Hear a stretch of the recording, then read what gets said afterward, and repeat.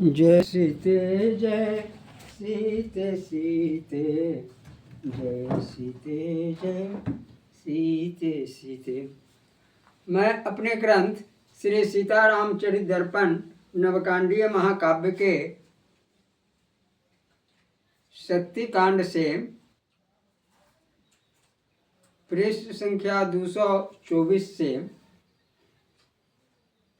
राम भुजा में बल भर देना। सीता जी कहती है राम भुजा में बल भर देना शीर्षक से मैं आपके सामने सुना रहा हूँ।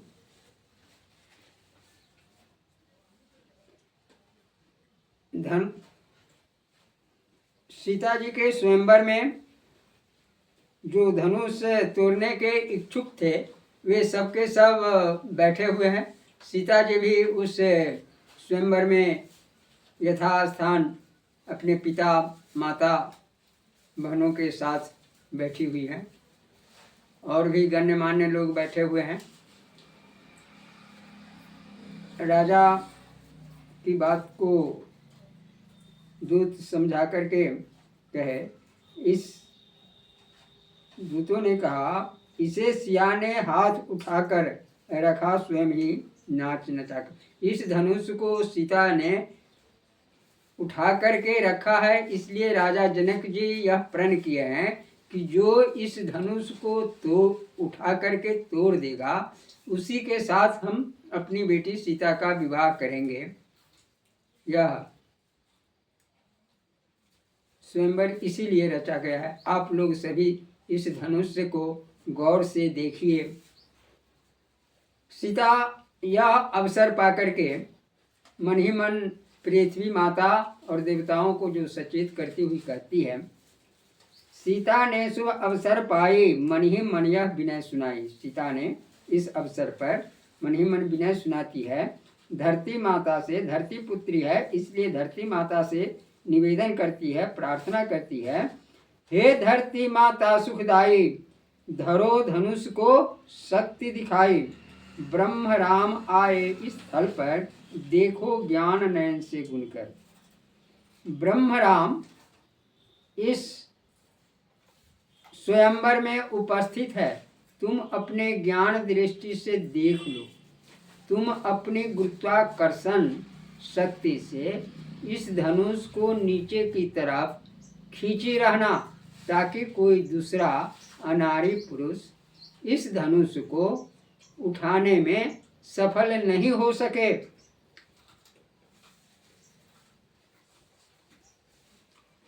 ब्रह्मराम इस स्थल पर आए हैं तो धनुष भंग उनसे करवाओ।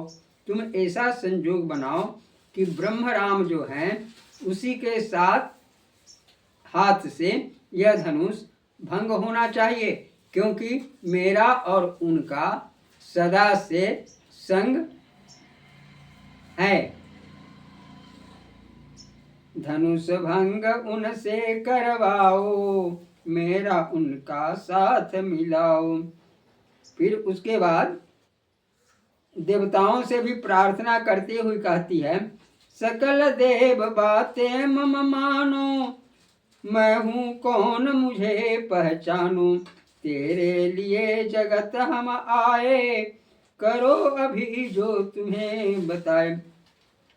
सकल देवताओं को भी संबोधित करते हुए कहती हैं, मैं कौन हूँ मुझे तुम सभी लोग जानते हो।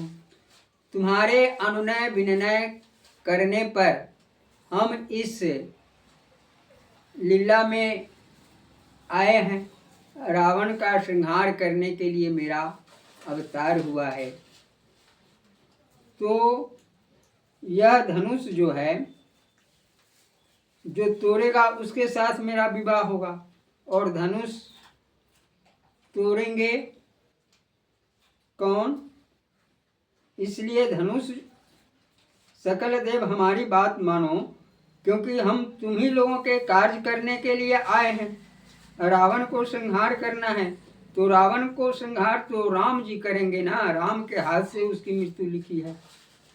तो इसलिए यह दूसरा कोई धनुष को नहीं उठा सके, इसलिए तुम सभी देवता सूक्ष्म रूप से इस धनुष पर आकर के सवार हो जाओ, बैठ जाओ, ताकि कोई दूसरा पुरुष इस धनुष को नहीं उठा सके। सकल देव बातें मम मानो, मैं हूँ कौन मुझे पहचानो। तेरे लिए जगत हम आए, करो अभी जो तुम्हें बताए।